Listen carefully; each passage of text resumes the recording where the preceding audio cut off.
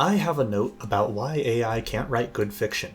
The core is that AI is a most popular text machine. By their core design, LLMs must only output the most trite text possible. This is an unshakable problem with AI, but it also sucks at writing because of endless forced positivity and never knowing when to stop. There's a lot more to this, but that's not the point I'm here for today. I'm here to talk about bias. Why do LLMs constantly use the word testament? Because their training data was created as cheaply as possible. You can hire 100 people in a third world country for the same price as a single person in the USA, and not everyone speaks English the same way. Testament is a more common word where many AI training sets come from. While that bias is mostly harmless, it becomes much more harmful when the datasets encode racism. As an example, African American English is a dialect of English spoken by, you guessed it, black people in the USA. LLMs consider black people lesser than white people because of centuries of racism embedded in the majority of English text produced, which is the majority of text LLMs are trained on.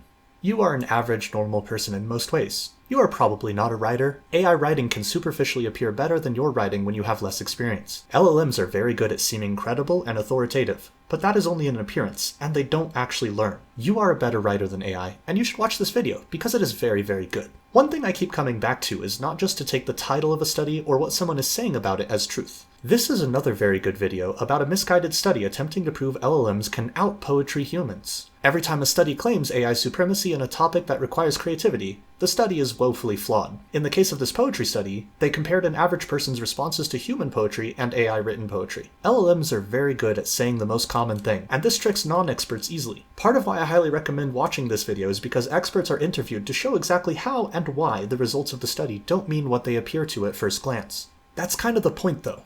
In the view of profit-seeking, all that matters is an average person will pay for it. This is why CEOs think they can replace people with AI. Anywhere you can be tricked makes them money because paying people is expensive. Also, if you remember the headlines about AI surpassing humans on the bar exam, they were comparing against law students who'd previously failed the MBE. LLMs can demonstrate more knowledge on a topic than the average person, but this isn't intelligence. It's all about popularity. A model must discriminate. That is the function of an LLM. A larger sample will always be treated preferentially to a smaller sample. No matter how much data you feed it, the majority is always favored, and the division separating minorities is always increased. No clearer case of this exists than that of image generators. The example here is again professions, comparing images generated of a person with a job title. Not a single image of a housekeeper showed a white man, and black CEOs were nearly as unfathomable. The worst of this happens when someone is a member of multiple minorities.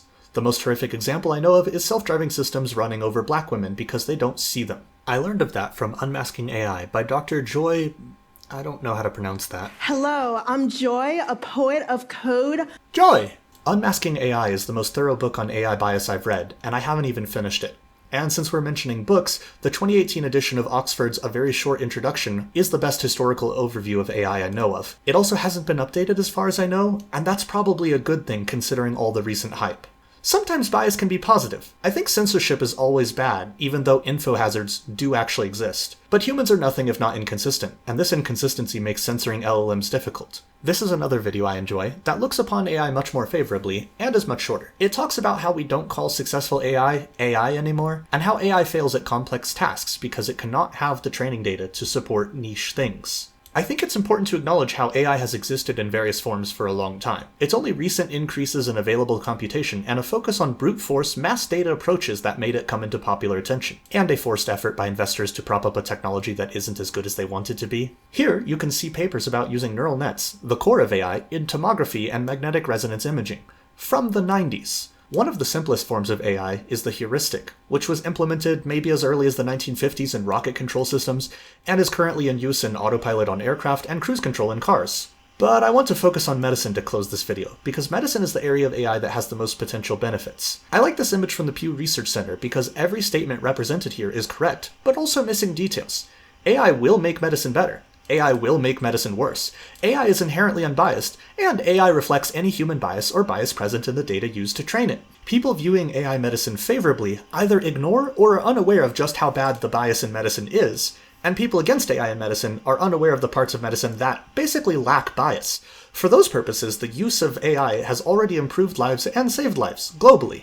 It's very important you understand that while my opinion is strongly informed, I am not an expert in medicine, nor is it possible to have read all information about these topics. The advantage of my perspective is that I like to learn anything about everything, which leads to making connections that can be missed by someone with a narrow focus. The disadvantage is that my view is necessarily shallower on details. My overview will be mostly correct, but things change and I will make mistakes. I'm going to first highlight imaging because the most obvious failures of AI applied to medicine come from imaging, but imaging also has the most obvious potential and its failures are already well understood. The failures I want to highlight are in cancer screening, where the model would treat different types of mammogram scanner as more likely to have cancer, and skin cancer screening, where a model was accidentally trained to recognize rulers instead of skin cancer, because only images of skin cancer included a ruler to measure the size of the tumor. I didn't hear about a racial bias in the skin cancer screening, but considering how biased medicine already is against race, I'm sure that bias exists as well. This is why I highlight internal imaging as an area of improvement. We all look the same inside. There is little potential for bias to cause problems, and what bias does exist we are taking steps to eliminate. Drug discovery starts with analyzing molecules to determine what structures can have a desirable effect on human biology. Say the line, Bart! We're all the same on the inside, so using AI to find molecular structures that may be useful works for everyone, and is only the first step in a long process of testing to make sure a drug actually does what we want. Using AI can speed up that process. It can develop drugs to test faster than a human can, and because we have models for simulating interactions as well, the candidate drugs can also be tested in simulation before being created for real. If you've ever heard of BOINC, software for donating computer resources to scientific advancement that's existed since 2002, a significant portion of that effort was and is used for this purpose. Surgery is really difficult because unlike the models used in education, most flesh looks almost the same as any other flesh, and there's a lot of internal variation in human bodies. AI models can help recognize subtle differences in internal structures without the bias risks present in population information because it should only be using visual information from inside a body. If you haven't noticed, the primary difference between things I highlight as positive or negative here is whether or not we're only focused on internals. Bias in medicine mostly comes from demographics, aspects of a person that are quite literally skin deep. Likewise, pathology is all about identifying things going on, again, inside, usually to do with microbes causing infection. This is an area where models can outperform a person or significantly reduce the workload of a person. Monitoring inpatients is the aspect I'm least confident in, but still willing to say most likely to be positive. This is because most of monitoring a patient is looking at vital signs and blood tests.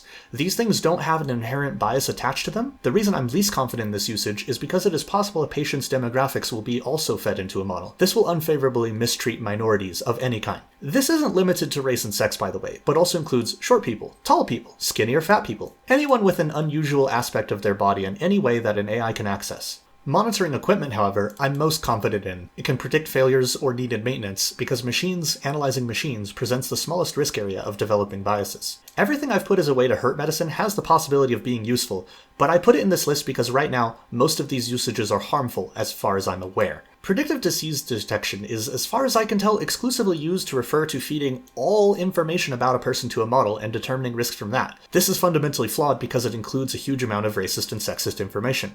It is unlikely a model produced this way can discriminate between factors actually influencing risk and factors that are influenced by mistreatment. Virtual assistance is too broad a category to call out in specific detail, but the problem of replacing a person talking to a patient with a machine is that it's emotionally degrading and will reinforce existing biases. This is the single most difficult bias to root out due to this being fundamentally based on a language model, and language usage is the most difficult to remove bias from. Dialect alone is so complex and makes a big difference. Personalized treatment plans are just like predictive disease detection in that it's based on feeding mass data that includes huge biases into a model. The easiest details to point out are how Black people and women have their pain symptoms systematically downplayed, to the point where some doctors still genuinely believe women don't experience pain. Without that bias being eliminated, a personalized treatment plan will only truly be personalized for white men. Mental health support has had the most prominent failures in news, but that is with models not intended for mental assistance. Models that have been developed and tested for mental health support do seem promising, but mental health is such a complex topic that I doubt it will be very effective, in part due to how it can feel demeaning to be told to talk to a model instead of a person, especially if they're charging you for it. And I am confident that the pricing for access to such models will be similar to paying a person, despite the fact that it is much cheaper even when you factor in the creation costs and energy usage correctly. There's also the fact that mental illness as a concept has a huge social component that is almost completely ignored. Administration access is a euphemism for reducing the workload of the power structure that limits access to healthcare. This will ignore systemic problems. No, it will create a new kind of systemic problem. Likewise, patient management is a similar thing, deciding arbitrarily who gets what treatment rather than based on evidence. Again, these things are not absolutes.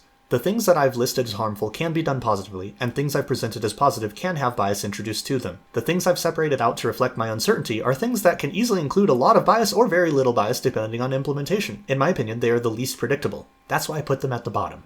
I guess I got a little off topic by focusing so much on medicine there, but all of this is a part of how AI is a bias-enhancing machine.